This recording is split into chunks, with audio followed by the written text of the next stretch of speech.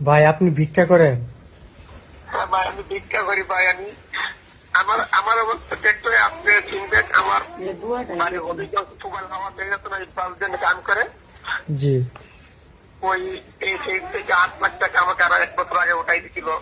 আমার থেকে আমি 42 লাখ টাকা শেষ করছি ভাই। আমার আহ, আমি ভালো হবো না, আমার কোমরে মেরুদণ্ড ভাই, প্রস্তাব করি, নাদির মুখ দিয়ে আহ, বাথরুম করি ভাই।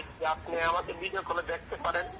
ভাই আপনার জন্য আমার মায়া লাগলো ভাই। আমি জানি না। আচ্ছা ভাই, আমি আপনি ভাই, আপনি ভিক্ষা করেন আর আপনি আমাকে সাহায্য করবেন ভাই, হ্যাঁ ভাই, জিনিস আমি না। স্বাধীন। হ্যাঁ ভাই, আপনার টাকা আমাকে আমার মাফ লাগবে করে না দিন। ভাই, আপনি এই টাকা দিয়ে আপনার দোয়া আমার প্রয়োজন, আপনার টাকা আমার প্রয়োজন নেই ভাই।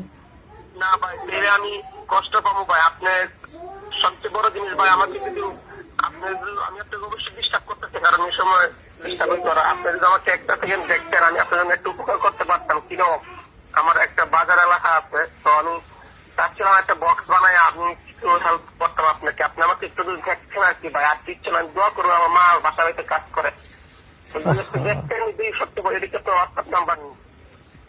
জি জি জি, এটা হোয়াটসঅ্যাপ আচ্ছা নাম্বার। ভাই, ওকে। আপনি আমাকে নক দেন, আপনার সাথে আমি কথা বলবো ইনশাল্লাহ।